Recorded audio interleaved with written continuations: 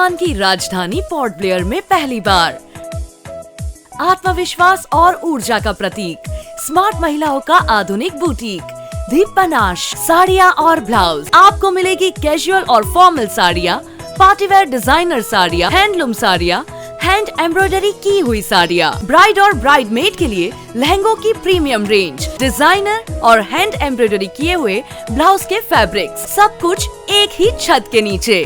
पहली बार पोर्ट ब्लेयर में दीप पनाश।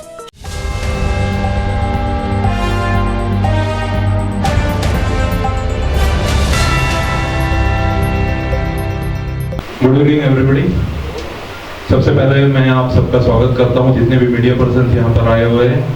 हमारा ये शॉर्ट नोटिस में जो प्रेस कॉन्फ्रेंस हमने जॉइंट प्रेस कॉन्फ्रेंस जो कॉल किया है, उसके लिए मैं आप सबको स्वागत करता हूं। सबसे पहले तो मैं सबसे पहले जो है हमारे एमसो के एडवाइजरी बोर्ड के चेयरमैन जो है जनाब ओ अब्दुल रहमान को मैं स्टेज पर बुलाता हूँ।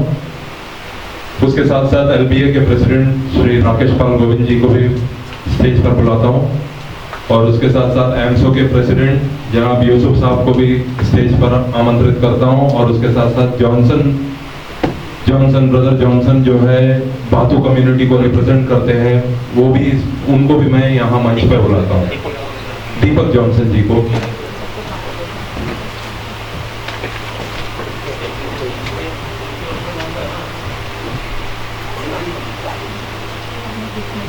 जैसे कि यहाँ जितने भी लोग बैठे हैं, मैं उनको, जितने भी प्रेस मीडिया यहाँ पर है, उनको मैं इंट्रोड्यूस करना चाहता हूँ, और मैं बताना चाहता हूँ कि ये अंडमान मॉपला सर्विस ऑर्गेनाइजेशन और लोकल बॉन्ड एसोसिएशन का एक जॉइंट प्रेस कॉन्फ्रेंस है ये। और जो हमारा इश्यूज है, वो इशू जो है 38% OBC reservation quota in appointment of teachers को लेकर जो हम लोगों ने एक मुद्दे को टेकअप किया था, उस मुद्दे को लेकर ये प्रेस कॉन्फ्रेंस हम लोगों ने ऑर्गेनाइज किया है। तो मैं इसका डिटेल्स पूरा बताने के लिए मैं सबसे पहले राकेश पाल गोविंद को मैं अपना माइक हैंड ओवर करता हूँ। सभी मीडिया पर्सनल को thank you so much for coming. मंच पे उपस्थित रहमान अंकल, दीपक अंकल, सिद्दीक भाई, यूसुफ भैया, सभी का धन्यवाद यहाँ जॉइंट कॉन्फ्रेंस बुलाने के लिए। देखिए, ये नोटिफिकेशन निकलने के बाद में कॉन्ट्रैक्चुअल बेसिस जो अपॉइंटमेंट है, मुझे सिद्दीक भाई ने कॉल करके पूछा कि राकेश ऐसा है, इसमें क्या करना है। तो ऑब्वियसली इनिशियली तो हमारा अंडमान डे चल रहा था करके थोड़ा सा बिजी थे। उसके बाद में सिद्दीक भाई ने बुलाया, रहमान अंकल भी थे वहाँ पे। तो हम लोगों ने डिसाइड किया कि we are going to give a representation to the administration. Representation ये देना था कि 38% जो रिजर्वेशन है हमारा, और गवर्नमेंट ऑफ इंडिया का जो ऑफिस मेमोरेंडम है जिसके हिसाब से आपका कोटा सेट किया गया है, उसमें 2005 का जो गजट है, official gazette Andaman Nicobar island का, उसमें कैटेगरी वाइज ओबीसी को उन्होंने लोकल बॉन्ड्स, धातु, क्रेन, इस तरह करके कैटेगरीज में उन्होंने ये किया है, रिजर्व किया है।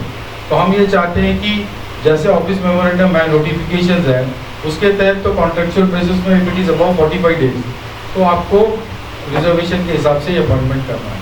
तो हम लोगों ने वही रिप्रेजेंटेशन दिया है, एलजी साहब को दिया है, सीएस को दिया है, सेक्रेटरी एजुकेशन को दिया है, डायरेक्टर एजुकेशन को दिया है। तो इसीलिए हम लोगों ने जॉइंट प्रेस कॉन्फ्रेंस बुलाया। Thank you very much. इसके बाद मैं रहमान सर से रिक्वेस्ट करूंगा कि वो डिटेल में जो है इस मुद्दे को लेकर जो डिटेल में जो है आपको बताएं। धन्यवाद। मैं अब्दुल रहमान। माफ़ करना, मेरा बॉडी लैंग्वेज या भाषा में कोई दिक्कत होगा तो आप पॉइंट आउट कर सकते हैं, मैं आगे से अपने आप को ठीक करूँगा। प्रेस कॉन्फ्रेंस मेरा ज़िंदगी में पहला बार कर रहा हूँ, जो भी है फेस कर रहा हूँ। आपको खुशी है इस बात का, एक मौका मिले पहला बोली चीज़।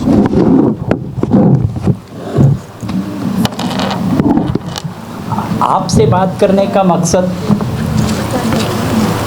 किसी दफ्तर में जाके किसी ऑफिसर से बात करने का तरह नहीं है, क्योंकि आप जनता का आवाज़ और जनता का जज्बात हो, ये मानकर ही हम आपके सामने बैठे हैं और यही आपका भी कंसेप्ट होगा।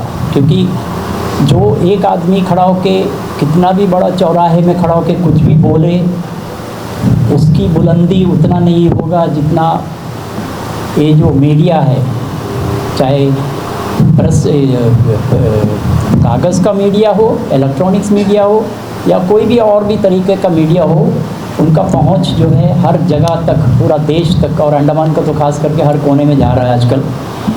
तो हम ये संदेश देना चाहते हैं कि अंडमान निकोबार आइलैंड्स में जो पॉपुलेशन का इन्फ्लक्स हो रहा है, उसके हिसाब से जो पुराने बाशिंदे जिसको हम मान के चलते हैं, चाहे लोकल बोन हो, मापला हो, बातू हो, करेंस हो या बाकी किस्म के सेटलर्स हो, ये कैटेगरी तो शुरू से ही आया हुआ है।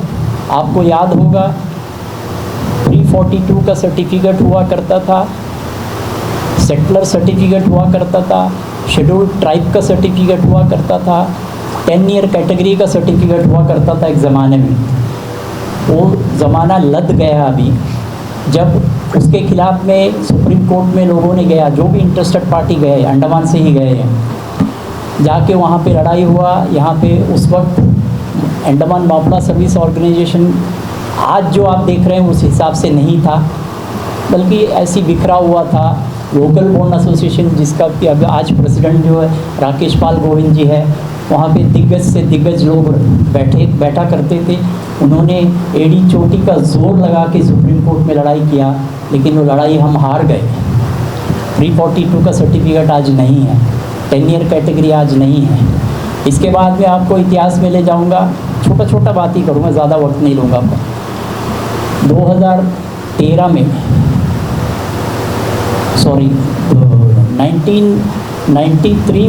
1990 में जो मंडल कमीशन का इम्प्लीमेंटेशन शुरू हुआ, वीपी सिंह साहब प्राइम मिनिस्टर बने, उस टाइम में मंडल कमीशन का रिकमेंडेशन को लागू करवाया, इसमें ओबीसी निकला।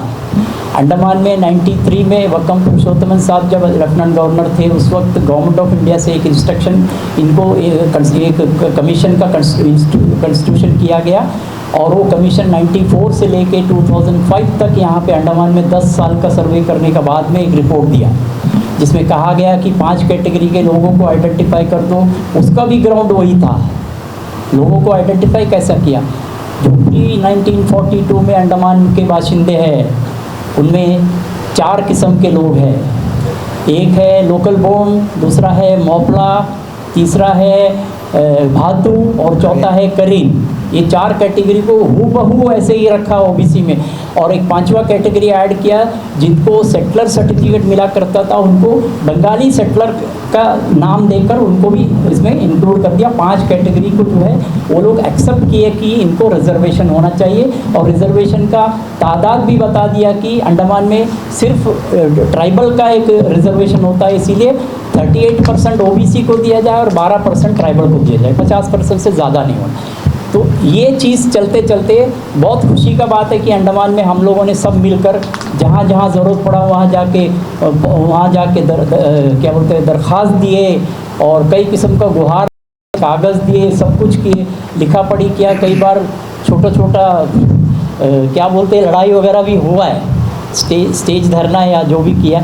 इसके बाद में ओबीसी का जो इम्प्लीमेंटेशन है वो अच्छा खासा चल रहा था। इस दरमियान अभी आप सब जानते हैं कि कुछ दिनों से पूरा देश में भी और अंडमान में भी नौकरी का बहुत बड़ा किल्लत है, और पढ़े लिखे लोगों का तादाद बढ़ रहा है, और अच्छे अच्छे पढ़े लिखे लोग जो है घूम रहे हैं। बड़े बड़े पढ़े लिखे लोग जो पोस्ट ग्रेजुएशन और बाकी जो इंजीनियरिंग में जो अच्छा डिग्री लिए, वो सब छोटे से छोटा पोस्ट के लिए भी राज़ी होकर चल रहे हैं।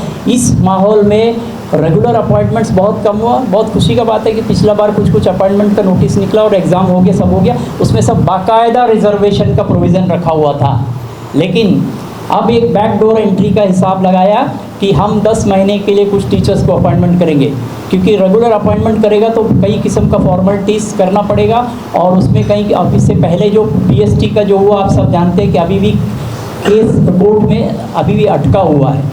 इसके मद्देनज़र हो सकता है कि ये 10 महीने के लिए अपॉइंटमेंट का नोटिफिकेशन उतारा, लेकिन एडमिनिस्ट्रेशन में क्या भूल हुआ या क्या हुआ पता नहीं है, उसमें रिजर्वेशन का नामो निशान नहीं है। आपको अभी हमारा सेक्रेटरी साहब आपको शेयर करेंगे, 1968 में सबसे पहली बार गवर्नमेंट ऑफ इंडिया ने इंस्ट्रक्शन निकाला था, अगर कोई भी ओहदे पे आप 45 दिन से ज़्यादा किसी को अपॉइंटमेंट करेंगे सरकारी और सरकार का जो मदद में चलने वाला कोई इंस्टीट्यूशन में, तो उनको रिजर्वेशन का प्रोविज़न रखना चाहिए। वो कौन सा रिजर्वेशन था?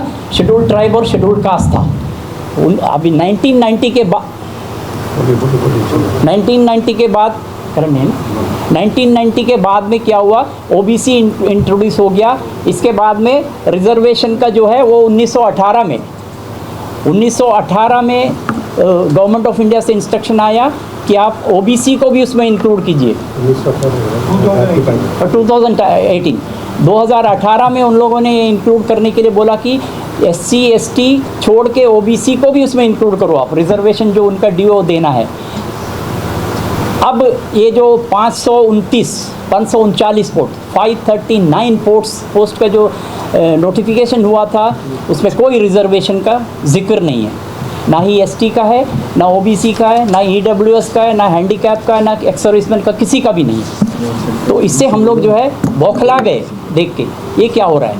तब जाके हम लोगों ने चीफ सेक्रेटरी साहब से मिला, मैं जारी रखूं, चीफ सेक्रेटरी साहब से मिला और उनको एक दरख्वास्त दिया, उनसे कहा कि आपका एडमिनिस्ट्रेटिव डिपार्टमेंट में कहीं शायद कोई इस तरह सा भूल चूक हो गया होगा, आप देख लीजिए इसको, रिजर्वेशन को आप रिस्टोर कीजिए और 30 मार्च से पहले इसका जो भी कार्रवाई करना कर दीजिए, ताकि और उसमें एक ताजुब का बात यह है कि 539 पोस्ट के लिए जो एप्लीकेशन मांगा गया है, वो एप्लीकेशन में कोई जगह OBC या ST का कोई जिक्र नहीं है, इसलिए बच्चे भी उसको कोई नहीं दिए हैं। अब क्या होगा, जो बच्चा OBC में, ST में या कोई और इसमें है, वो अपना जनरल कैटेगरी में दे के बैठ चुका है। अब आप उसको नोटिफिकेशन को अमेंडमेंट करेंगे तो ज़रूरी है और जाहिर है कि ये बच्चों को दोबारा बताया जाए कि वो आप अपना जो कैटेगरी वाइज जो सर्टिफिकेट है उसको भी प्रोड्यूस कीजिए, इसका भी मोहलत चाहिए। ये है हमारा मांग। अभी हम उनसे मिला है, ठीक है, लेकिन आपके ज़रिए से हम ये बात को आप पब्लिक के सामने और ऑफिसर के सामने रखना चाहते हैं कि आप उसका अमेंडमेंट ही ना कीजिए, बल्कि आप उस बच्चों को मौका भी दीजिए कि अपना सर्टिफिकेट और अपना आइडेंटिटी को एप्लीकेशन के साथ जोड़ा जाए। और एक बात और है, CTET में जो परसेंटेज एंटाइटलमेंट है 90 मार्क्स होता है, जबकि OBC के लिए 82 चाहिए।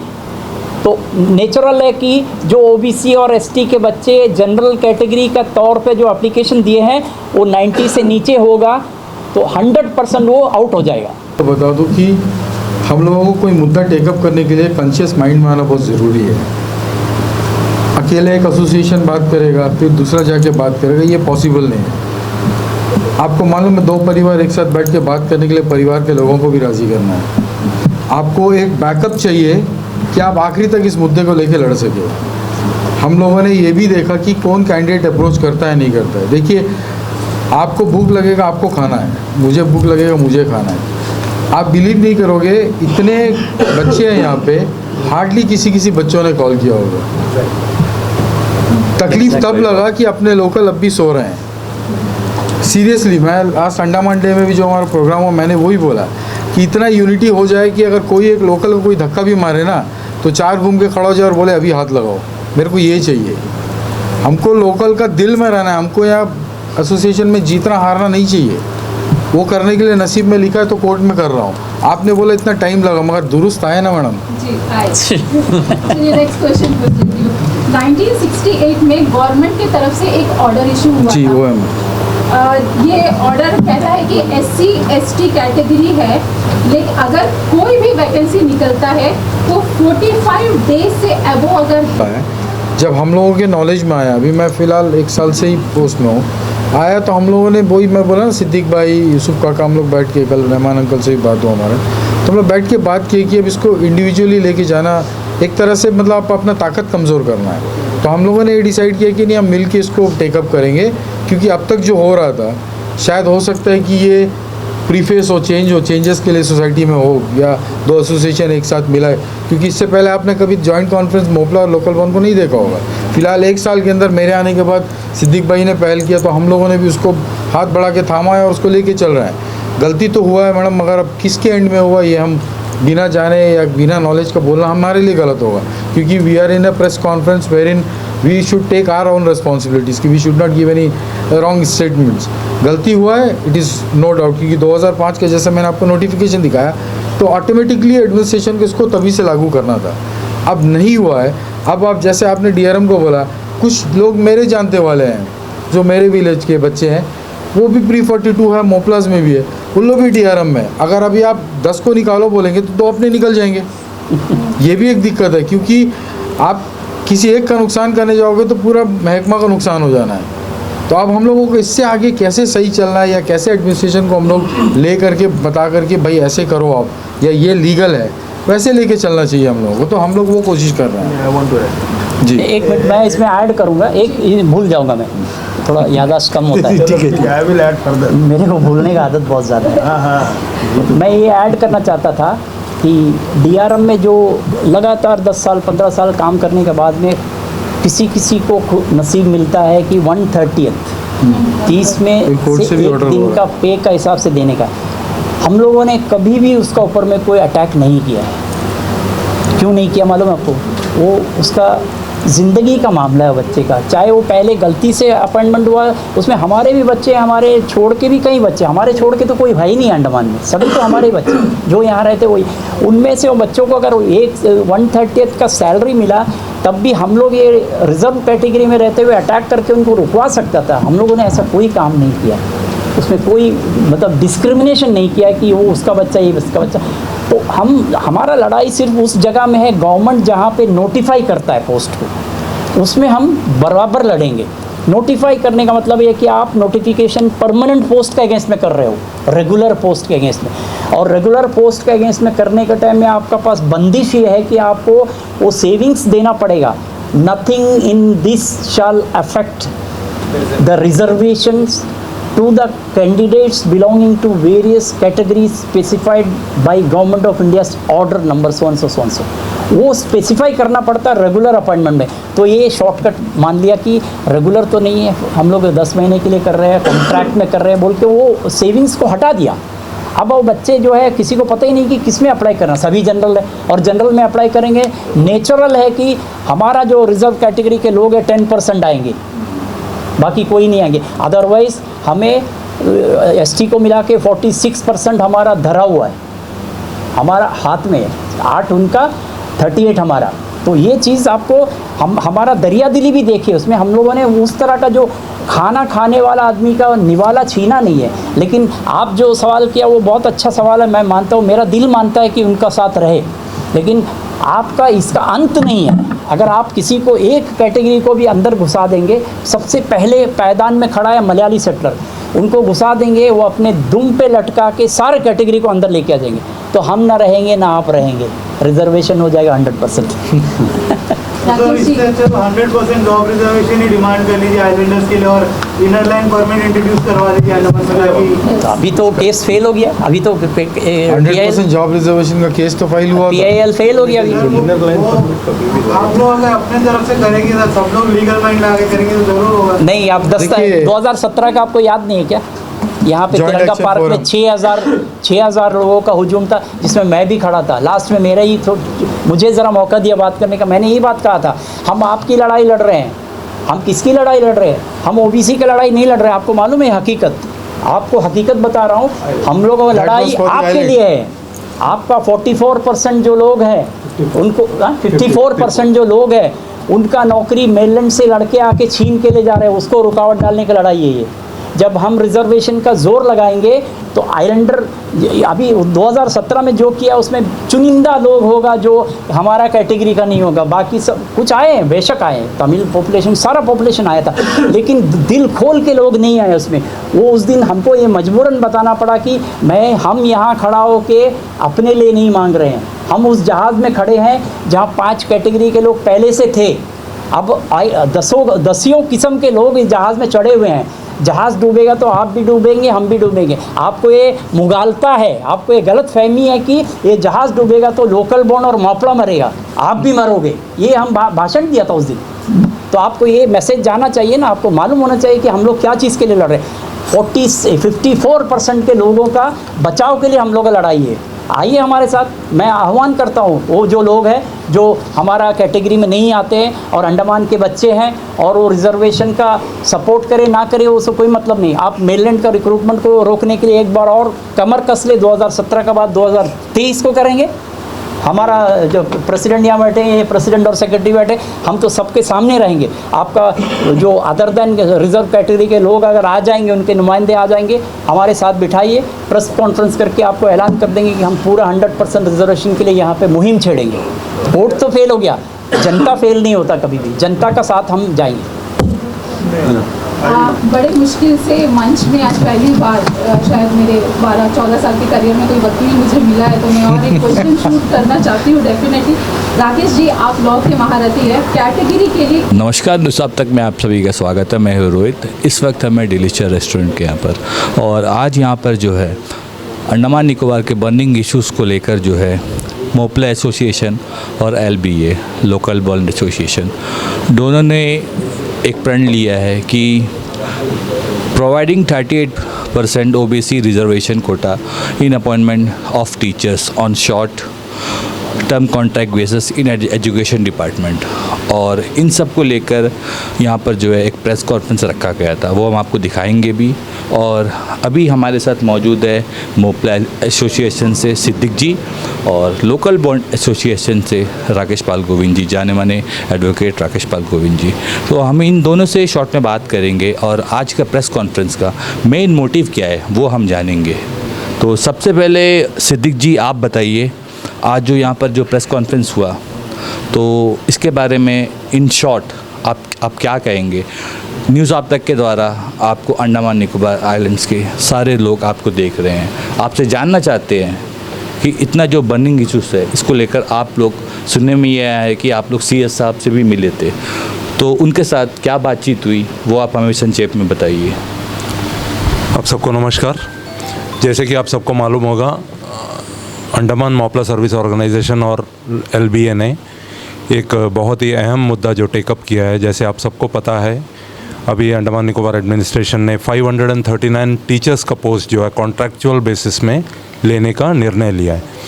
इसमें जो है, जब हम लोगों को पता चला कि इसमें जो है रिजर्वेशन का कोटा रखा नहीं गया है जो 38% है, तो इस मुद्दे में जो है हम लोगों ने एक रिप्रेजेंटेशन बनाकर, हमारा ऑर्गेनाइजेशन जो है CS सर और सेक्रेटरी सोशल वेलफेयर से मिले थे अभी 2 दिन पहले। तो उन लोगों का बहुत ही अच्छा एक आश्वासन हम लोगों को मिला है कि इस मामले में जो है ज़रूर एडमिनिस्ट्रेशन इसको टेकअप करेगा और इसको एक बहुत ही सही निर्णय में, सही डिसीजन में लेकर जाएगा। तो मैं सबसे पहले मैं तहे दिल से लोकल बॉन्ड एसोसिएशन का भी धन्यवाद करता हूं कि वो हमारे साथ कंधे से कंधा मिलाकर इस मुद्दे को साथ में लेकर, हम लोग दोनों साथ में लेकर चल रहा है। और मैं सभी जितने भी मोपला कम्युनिटी के लोग और जितने भी लोकल बॉन्ड एसोसिएशन के लोग हैं, उन सबसे यही गुजारिश करूंगा कि ये 2 ऑर्गेनाइजेशन को सपोर्ट करें और कोई भी मुद्दे में हम लोग जो है लोकल के मुद्दे और साथ साथ जो भी अपॉइंटमेंट या रिजर्वेशन का मुद्दा कभी भी आता है तो हम लोग इसको ज़रूर आगे भी टेकअप करेंगे। उसमें आप लोगों का सहयोग हम लोगों को हमेशा रहेगा। इसके लिए मैं आप सबका सबसे यही उम्मीद करते हुए मैं धन्यवाद करता हूँ आप सबका। Thank you. देखिए सिद्दीक जी, हम तो हमेशा ही सपोर्ट करते हैं और न्यूज़ अब तक के द्वारा कहीं भी आप लोग कहीं भी कोई भी इशू को उठाते हैं, क्योंकि आप जो इशू उठाते हैं हमारे द्वीपवासियों के लिए ही उठाते हैं, तो इसीलिए सपोर्ट करना तो हमारा हक है। और हम एक मीडिया कर्मी हैं, तो आप जो वॉइस उठाते हैं आइलैंडर्स के लिए उठाते हैं, और उस वॉइस को लेकर रेस कर एडमिनिस्ट्रेशन तक पहुंचाना वो हमारा काम है। तो कहीं ना कहीं जो है आप अपना काम कर रहे हैं और उसे लेकर हम अपना काम भी ज़रूर करेंगे। तो आइए इसी विषय को लेकर हम लोकल बॉन्ड एसोसिएशन से अब हम बात करेंगे राकेश पाल गोविंद जी से, और उनकी क्या राय है वो हम जानेंगे। ऐसा है भाई रोहित भाई कि सिद्दीक भाई का कॉल आया था कि राकेश भाई ऐसा पोस्ट निकला है और इसके सिलसिले में बात करना है। तो मैंने बोला सिद्दीक भाई इसमें है क्या हम लोगों को करने का, क्योंकि तब तक मुझे भी नहीं पता था इसमें रिज़र्व कोटा जो 38% हमारा OBC का है ये नहीं दिया गया है। तो सिद्दीक भाई ने बोला राकेश ऐसा है भाई कि इसमें रिजर्वेशन कोटा का कोई मेंशन नहीं है। तो हम बोला ठीक है भाई, अब जो बोलिए करेंगे मिल के। तो उन्होंने बोला कि हम एक चिट्ठी ऑलरेडी दे के CS साहब से मिले हैं, तो आप भी एक चिट्ठी दे दीजिए। हम बोला ठीक है देते हैं। तो OM वगैरह निकाल कर कुछ उन्होंने भेजा था, कुछ हमने भी नेट से डाउनलोड किया। तो मैंने देखा कि 2005 में ये चीज़ है, कैटेगरी OBC 38% का कैटेगरी वाइज हम लोगों का ऑलरेडी नोटिफिकेशन हो गया है, गजट नोटिफिकेशन। बट अगर नोटिफिकेशन है तो एडमिनिस्ट्रेशन को चाहिए था कि पेपर पब्लिकेशन के साथ वो नोटिफिकेशन का भी जो रिजर्व कोटा है उसको पब्लिश करना था। बट चलिए नहीं हुआ। अब सिद्दीक भाई जैसा बोल रहे हैं कि CS साहब ने आश्वासन दिया है, तो हम भी उम्मीद करते हैं लोकल बार एसोसिएशन की ओर से कि CS साहब और एजुकेशन सेक्रेटरी, डायरेक्टर एजुकेशन इस चीज़ को इम्प्लीमेंट करे। और जैसा रहमान अंकल ने बोला है कि भाई जो बच्चे ऑलरेडी फॉर्म जमा कर चुके हैं उनका कैटेगरी वाइज उनको डॉक्यूमेंट इनक्लोज करने का मौका दिया जाए। और उम्मीद करते हैं कि इसके बाद फ्यूचर में जब भी कुछ अपॉइंटमेंट होगा जो 45 डेज से ज़्यादा का होगा, तो उसमें कैटेगरी वाइज दे करके मुद्दे को once for and all continue किया जाए करके। सर आपसे और एक सवाल पूछना चाहेंगे, और ये जो है अभी फ़िलहाल इसको लेकर जो है काफ़ी पक्षपात चल रहा है और कहीं ना कहीं लोग हो रहे हैं, ऐसा हम नहीं कह रहे हैं, ऐसा लोग कह रहे हैं, ये 100% जॉब रिजर्वेशन को लेकर इस पर आपकी क्या राय है? और अभी कल जैसा हमने खुद कवर किया था कि भास्कर जी ने जो है इस मुहिम को उठाया था, तो कहीं ना कहीं लोग ये सोच रहे थे कि ये इस बार जो है 100% जॉब रिजर्वेशन के लिए उन्होंने जो PIL जो फाइल किया है वो कहीं ना कहीं उसका रिज़ल्ट आ जाएगा, लेकिन रिज़ल्ट तो अभी तक कुछ भी नहीं आया, तो लोग काफ़ी परेशान हैं। तो एज एडवोकेट इसके बारे में आपकी क्या राय है? देखिए, कमेंट करना जज के ऑर्डर के अगेंस्ट में won't be fair on my part, being the part of judiciary. अब पब्लिक इंटरेस्ट लिटिगेशन में ग्राउंड्स क्या था ये तो मुझे नहीं पता रोहित भाई, बट जहाँ तक मुझे लगता है कि कुछ होमवर्क की कमी थी।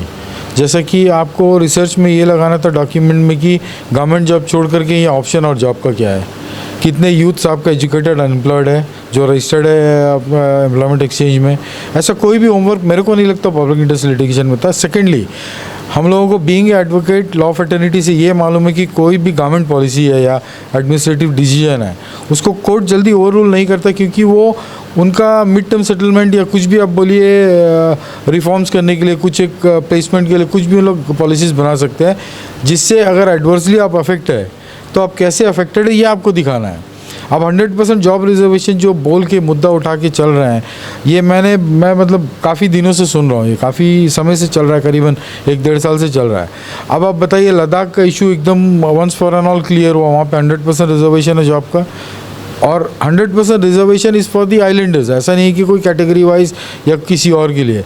तो आप उसको उस तरीके से लेके जाओ ना। आपने एक रिप्रेजेंटेशन मिनिस्ट्री में आज तक नहीं दिया, ये काम मिनिस्ट्री का है, उसको देखना है कि भाई यहाँ के बाशिंदे कैसे जिएंगे। दूसरी चीज़ है, सबसे बड़ी चीज़ जो मुझे लगता है उस बिल का पार्ट नहीं था बीइंग एडवोकेट, ये आइलैंड कितना सेंसिटिव आप बताइए। We are very close to Coco island.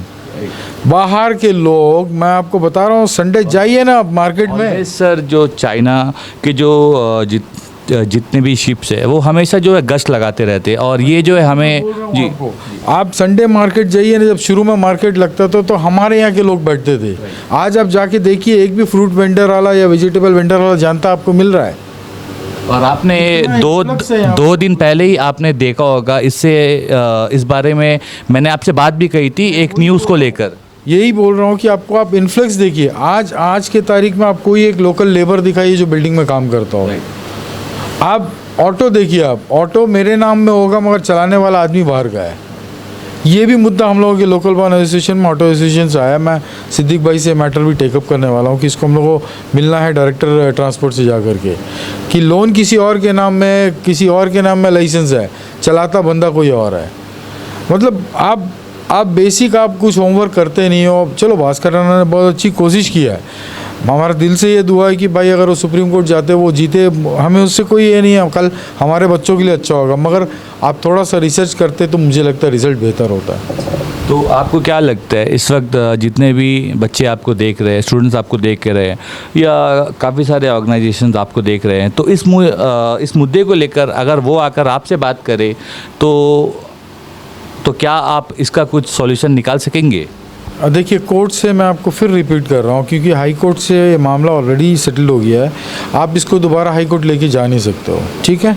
Public interest litigation से तो ना, रिट पिटीशन में आप जाओगे भी तो आपको गवर्नमेंट को चैलेंज करना है। इससे बेटर ये है कि इन लोगों को एक लेटर लिख करके होम मिनिस्टर और प्राइम मिनिस्टर को देना है कि भाई यहाँ का आप जोग्राफिकल कंडीशन देखो, यहाँ पे जॉब अवेलेबिलिटी देखो। सबसे पहले आपको क्या करना है मालूम है? गवर्नमेंट में यहाँ में कितना पोस्ट वैकेंट है, कितने अनएम्प्लॉयड यूथ बैठे हैं उस पोस्ट को चैलेंज करने के लिए, कितना पोस्ट पिछले 10 साल में निकला, और सबसे बड़ी बात है एम्प्लॉयमेंट एक्सचेंज यहाँ क्या कर रहा है। आज के तारीख में तो कोई काम उनका नहीं है भाई, क्यों तनख्वाह दे रहे हो उनको? बंद करो ना एम्प्लॉयमेंट एक्सचेंज। 2006 में जब मैंने SI का भरा था तो फॉर्म्स में कॉलम हुआ करता था employment registration number of Andaman Nicobar island, आज है ही नहीं। आप 100% जॉब रिजर्वेशन के लिए क्यों भाग रहे हो? एम्प्लॉयमेंट एक्सचेंज को रीजनरेट कर दो ना, कॉलम डलवा दो एक एडमिनिस्ट्रेशन में जाके LG साहब से मिलके कि भाई अंडमान एम्प्लॉयमेंट रजिस्ट्रेशन नंबर चाहिए एप्लीकेशन फॉर्म्स में, ख़त्म हो गया। 100% रिजर्वेशन आइलैंडर का हो गया ना, क्यों कोर्ट जाओगे आप? अरे इतने यूथ बैठे हैं, जाओ मिलो ना LG साहब से, CS साहब से मिल के राय दो ना। दो पॉलिटिकल मेजर पार्टियां हैं, आप कोर्ट लेके जा रहे हो जिस मुद्दे को जहाँ पे आप ऑन दी डोर स्टेप आप ख़त्म कर सकते हो। ज़रूरत नहीं है ना केस का। बहुत बहुत धन्यवाद राकेश जी। जो जितने भी आइलैंडर्स हमें देख रहे हैं तो उन सब के लिए जो है काफ़ी सारे लोगों ने हमसे ये मांग की थी कि इस प्रश्न को लेकर राकेश जी से पूछा जाए, तो आज ये मौका मिला और यहाँ पर हमने उनसे प्रश्न पूछा। तो हम आशा करते हैं कि आप लोग जो है कमेंट्स करके बताएं कि इसमें आपको क्या अच्छा लगा और क्या नहीं। और इस विषय को लेकर जो है जैसा सर ने कहा है कि आप इनसे भी आप आकर मिल सकते हैं या बात कर सकते हैं। तो देखते रहे आप न्यूज़ आप तक फॉर लेटेस्ट न्यूज़ अपडेट्स। इसी के साथ ही मैं रोहित के साथ न्यूज़ आप तक। धन्यवाद। अंडमान से जुड़ी सभी छोटी बड़ी खबरें देखने के लिए हमारे अपने न्यूज़ आप तक यूट्यूब चैनल को सब्सक्राइब करें और बेल आइकॉन प्रेस करना ना भूलें। हमारा अपना न्यूज़ आप तक, अब सच देखेगा अंडमान।